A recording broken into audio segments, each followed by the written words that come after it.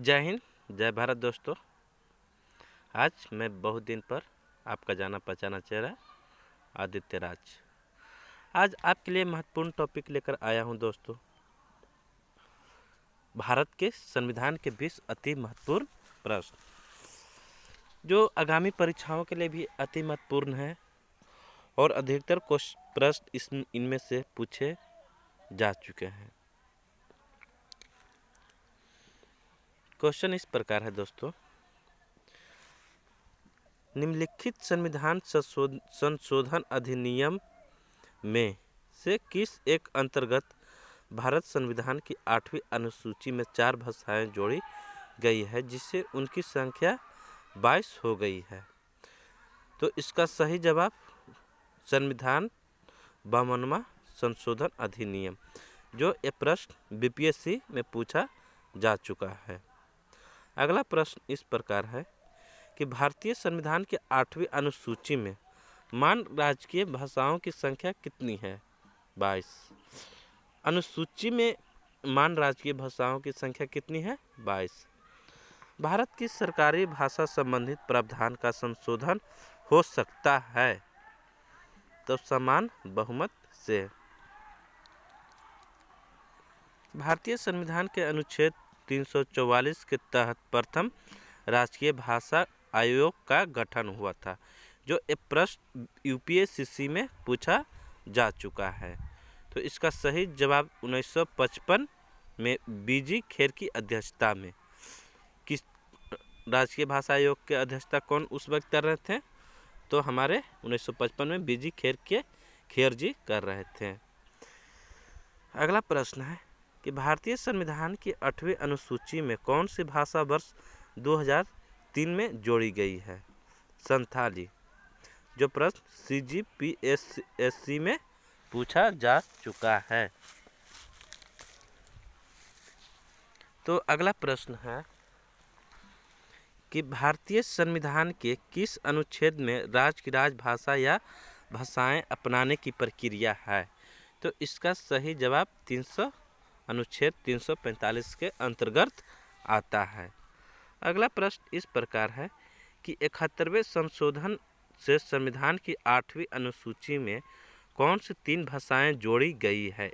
71वें संशोधन से संविधान पूछ रहा है, तो इसका सही जवाब हो जाएगा नेपाली, कोंकणी, मणिपुरी। अगला प्रश्न है 92वें संविधान संशोधन अधिनियम 2003 के द्वारा कौन कौन सी भाषा जोड़ी गई थी? तो मैथिली, डोगरी, बोडो, संथाली। आप ये प्रश्न को अच्छी तरह देखिए, ये आगामी परीक्षाओं के लिए अति महत्वपूर्ण बार बार पूछे जाने वाले प्रश्न हैं। एक ना एक कोई भी एग्जामिनेशन में इनसे मिला ही करता है प्रश्न। 71वें संशोधन और 92वें संविधान संशोधन। प्रश्न है कि संविधान की 8वीं अनुसूची में शामिल भाषाएं हैं जो इस प्रकार है, यानी कि 22 भाषाएं कौन कौन हैं 8वीं अनुसूची में जो जोड़ा गया था? तो पहला असमिया, बांग्ला, गुजराती, हिंदी, कन्नड़, कश्मीरी, मलयालम, मराठी, ओडिशा, संस्कृत, पंजाबी, सिंधी, तमिल, तेलुगु, उर्दू, कोंकणी, मणिपुरी, नेपाली, मैथिली, संथाली, डोंगरी, बोडो। ये अति महत्वपूर्ण प्रश्न हैं जो कि आगामी परीक्षाओं के लिए अति महत्वपूर्ण परीक्षा की दृष्टि से पूछा जा सकता है। भाषाओं को अगला प्रश्न है कि भाषाओं को शास्त्रीय भाषा को दर्जा प्रदान किया गया है। कौन कौन शास्त्रीय भाषा हो गए? तो तमिल कब अपनाया गया? 2004 में, संस्कृत 2005 में, तेलुगु 2008 में, कन्नड़ 2008 में, मलयालम 2013 में, ओडिशा 20 फरवरी 2014। तो अगला टॉपिक है, अगला प्रश्न इस प्रकार है कि उच्चतम न्यायालय, उच्च न्यायालय आदि की भाषा संबंधित अनुच्छेद, तो अनुच्छेद 348 से लेकर 391 तक। तो अनुच्छेद 348 क्या कहता है कि सर्वोच्च न्यायालय तथा उच्च न्यायालय आदि की भाषा है। अनुच्छेद 349 भाषा से संबंधित कुछ नियम अनियमित करने की विशेष प्रक्रिया है। 350 अनुच्छेद क्या कहता है, शिकायत निवारण के लिए अभ्यावेदन में प्रयुक्त भाषा। अनुच्छेद 350 के क प्राथमिक स्तर पर मातृभाषा में शिक्षण के लिए सुविधाएं। 350 अनुच्छेद 350 के ख भाषाई अल्पसंख्यकों के लिए विशेष पदाधिकारी। अगला 301 अनुच्छेद 351 हिंदी भाषा के विकास के लिए निर्देश। प्रादेशिक, अगला प्रश्न इस प्रकार है कि प्रादेशिक भाषाएं या क्षेत्रीय भाषाओं से संबंधित अनुच्छेद कौन कौन से हैं। तो अनुच्छेद 345 से 347। तो अनुच्छेद 345 क्या कहता है, राज्य की राजभाषा या राजभाषाएं। अनुच्छेद 346 एक राज्य से दूसरे राज्य अथवा राज्य एवं संघ के बीच पत्रार्ती के लिए राजभाषा। अनुच्छेद 347 क्या कहता है, किसी राज्य की जनसंख्या के एक समूह द्वारा बोली जाने वाली भाषा से संबंधित विशेष उपबंध है। अगला प्रश्न आपके लिए अति महत्वपूर्ण है कि 5वीं अनुसूची के अंतर्गत राज्य कौन कौन से सम्मिलित हैं। तो आंध्र प्रदेश, झारखंड, छत्तीसगढ़, हिमाचल प्रदेश, मध्य प्रदेश, गुजरात, उड़ीसा, महाराष्ट्र, राजस्थान और तेलंगाना। ये प्रश्न पूछे गए हैं और पूछे जाने वाले भी हैं। ये आपके लिए बहुत महत्वपूर्ण टॉपिक है। 5वीं अनुसूची और 6ठी अनुसूची में जनजातीय क्षेत्र या अनुसूची के अंतर्गत कौन कौन से सम्मिलित राज्य हैं, 6ठी अनुसूची के जनजातीय क्षेत्र राज्य कौन कौन से हैं, ये प्रश्न पूछे जाते हैं। तो अगला टॉपिक है, प्रश्न है कि 6ठी अनुसूची के जनजातीय क्षेत्र राज्य कौन कौन से हैं। असम, मेघालय, त्रिपुरा और मिजोरम आदि। अगला प्रश्न बहुत महत्वपूर्ण टॉपिक है कि संवैधानिक निकाय संबंधित अनुच्छेद है जो इस प्रकार है।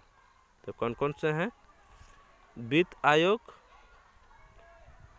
संघ लोक सेवा आयोग अनुच्छेद 280 वित्त आयोग,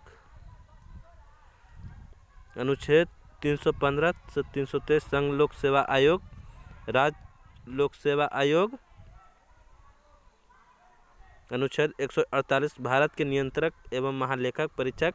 ये जो अनुच्छेद 148 है जो अति महत्वपूर्ण है, जो आगामी परीक्षाओं की दृष्टि से बहुत महत्वपूर्ण है। 338 अनुच्छेद 338 राष्ट्रीय अनुसूचित जाति आयोग। 328 के का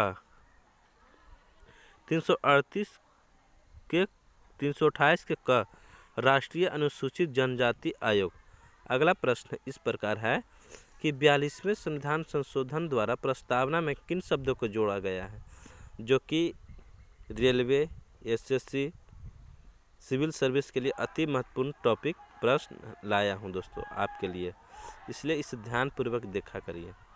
इसका 42वें संविधान संशोधन द्वारा प्रस्तावना में किन शब्दों को जोड़ा गया है, तो समाजवादी, पंथ निरपेक्ष, अखंडता, ये 3 शब्द जोड़े गए हैं। कौन से संशोधन द्वारा, तो 42वें संविधान संशोधन के द्वारा। भारतीय संघ में शामिल होने की प्रक्रिया को क्रमशः बताइए, जो कि जूनागढ़ और हैदराबाद जम्मू कश्मीर भारत में जोड़ रहे थे, तो उस वक्त क्या हुआ था, इसके बारे में पूछ रहा है दोस्तों। तो उस पर हुआ था उस वक्त उत्तर है इसका जनमत संग्रह, पुलिस कार्रवाई और विलय पत्र। किस अधिनियम के फलस्वरूप बर्मा से अलग हुआ, ये यूपीएससी में प्रश्न पूछा जा चुका है। तो government of India 1945।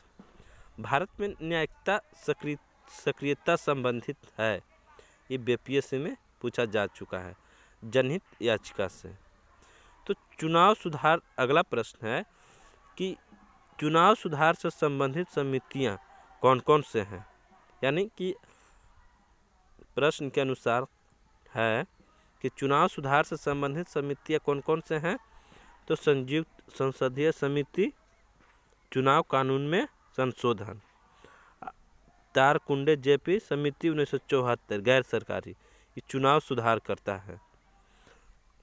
Dinesh Goswami समिति 1990, ये चुनाव सुधार ये भी करता है। बोहरा समिति अपराध और राजनीति के बीच साठगांठ के जांच के लिए। इंद्रजीत गुप्ता समिति सरकार द्वारा चुनाव वर्ष वहन करने के लिए गठित समिति। तनख्वाह समिति कोर समिति 2010, चुनाव कानून को चुनावों में सुधार से जुड़े तमाम मामलों की जांच के लिए। जे एस वर्मा समिति 2013, आपराधिक कानून से संशोधन पर गठित समिति। आपके लिए अति महत्वपूर्ण टॉपिक लेकर आज आया हूँ, इसे ध्यानपूर्वक देख लीजिएगा, जो कि आगामी परीक्षाओं के लिए, सिविल सर्विस के लिए अति महत्वपूर्ण प्रश्न यहाँ से 1 या 2 नंबर के तो पक्का बनता है।